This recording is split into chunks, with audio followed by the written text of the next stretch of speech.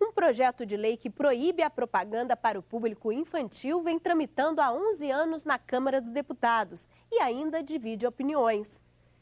Enquanto pais e psicólogos criticam a exposição de crianças à publicidade, empresários e publicitários negam que a propaganda infantil estimule o consumismo. Aos 6 anos, a pequena Maria Eduarda Godoy Fonseca relata com precisão o que acontece quando ela vê propaganda de brinquedo na TV, principalmente nos canais a cabo. Tudo que eu vejo dá vontade de comprar. Eu falo, mãe, eu quero, tudinho. A mãe admite que acaba cedendo aos insistentes pedidos da filha. Mas Natália Godoy Fonseca sabe que muitas vezes o encanto da menina com o brinquedo acaba assim que o desejo é atendido. Para ela, a maior influência é a televisão. Na minha casa, a gente tem TV a cabo. Então, toda propaganda de um desenho para o outro vem uma enxurrada de propaganda de brinquedos. E tá toda propaganda, mãe, você compra. Aí eu fico falando, compro, só que tem uns que não adianta, a gente acaba tendo que comprar. E daí fica aquele monte de brinquedo e acaba nem brincando.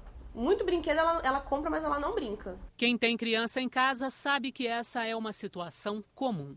Cada vez mais cedo, os pequenos são estimulados a comprar, a consumir e de forma cada vez mais imediatista. O impacto dessa propaganda se intensificou, diz o psicólogo Ricardo Pellegrini, com a entrada da mulher no mercado de trabalho. E a ideia inicial de que em casa as crianças estariam mais protegidas enquanto os pais trabalham fora acabou não se confirmando.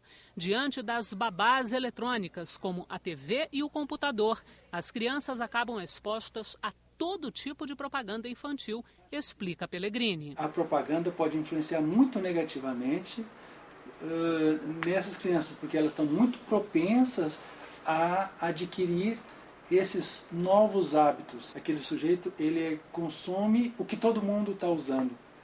E isso aí, então, ele tem um aspecto positivo, porque ele comunga dessa socialização. Mas tem um aspecto muito negativo, porque quem não consome está excluído, está fora. E isso para uma criança pode ser muito deletério. Natália Godoy, mãe da pequena Maria Eduarda, lembra também que as propagandas infantis muitas vezes enganam as crianças. Já aconteceu de eu comprar brinquedos para ela, dela fazer uma ilusão que era aquilo que estava passando na televisão e depois que compra ela vê que não é nada daquilo. Às vezes umas bonecas que se mexem, que fazem as coisas, mas na verdade elas não fazem, entendeu? A restrição severa à propaganda infantil em todos os meios é uma das metas do Instituto Alana, uma organização não governamental que atua na defesa dos direitos das crianças e dos adolescentes. A diretora do Instituto, Isabela Henriques, explica por quê. Não há limites hoje para o mercado. Hoje o mercado está completamente sem limites. Por isso é urgente que nós tenhamos no país, como já existe nas nações mais desenvolvidas do planeta, uma regulamentação séria, restritiva, que coloque limites ao mercado de agências de publicidade, ao mercado anunciante e aos veículos de comunicação que falam diretamente com a criança. A saída pode estar na aprovação do projeto de lei que há 11 anos está em análise na Câmara e que proíbe a publicidade infantil. O autor é o deputado Luiz Carlos Rauli, atualmente licenciado para exercer o cargo de secretário de Fazenda do Estado do Paraná.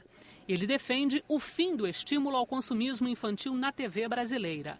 Para Rauli, a publicidade infantil é danosa porque leva as crianças a acreditarem em valores errados. Queremos a televisão para o bem, não para distorcer o caráter, a formação das nossas crianças, com a oferta abundante de consumismo, de produtos que 90% das famílias não têm poder aquisitivo, e criando para o pai e para a criança uma distorção gravíssima no conflito de ter e poder. Para o deputado Paulo Teixeira, do PT de São Paulo, a aprovação do projeto que proíbe a propaganda infantil deve ser imediata, porque é uma forma de proteger a sociedade brasileira de problemas futuros. Nós vivemos numa sociedade que a formação da criança é muito influenciada pela televisão.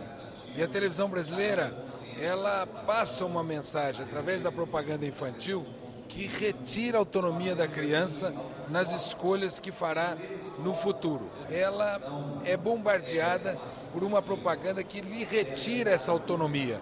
E isso, na minha opinião, é responsável por grandes problemas da sociedade brasileira, e entre eles o problema da violência e do abuso de drogas. Rodrigo Capdeville é publicitário e presidente do Sindicato das Agências de Propaganda do Distrito Federal. Ele defende a regulação do setor e lembra que o Conselho Nacional de Autorregulação Publicitária, CONAR, já faz esse papel. Por isso, Rodrigo é enfático quando se fala em proibir a publicidade infantil. Eu acho um absurdo a proibição, né? Acima de tudo, você tira daí a possibilidade, né, de escolha que a publicidade apresenta, né? A publicidade serve para isso, para dar opção, para dar escolha para o público consumidor. Então, qualquer coisa que proíbe é ruim, né? Isso é cercear a liberdade de expressão, né? E cercear a liberdade de escolha também, né? De opção para a população brasileira. Uma proposta em tramitação no Senado atualiza a lei dos agrotóxicos e aumenta a punição para quem abusa desse tipo de produto. O projeto implanta também o rastreamento dos agrotóxicos por meio do código de barras presente nas embalagens. O Brasil é o maior mercado do mundo de agrotóxicos, movimentando 8 bilhões e 400 milhões de dólares por ano. O número impressiona, mas tem uma explicação. O cenário agrícola brasileiro é um cenário tropical, né? E a gente não tem um intervalo de safras que permita que naturalmente as pragas tenham um decréscimo de população no campo. Esse cenário faz com que a gente utilize produtos com maior intensidade. Apesar disso, a contaminação dos alimentos preocupa. Levantamento da Vigilância Sanitária apontou alto índice de resíduos de agrotóxicos em alimentos como pimentão, morango e pepino.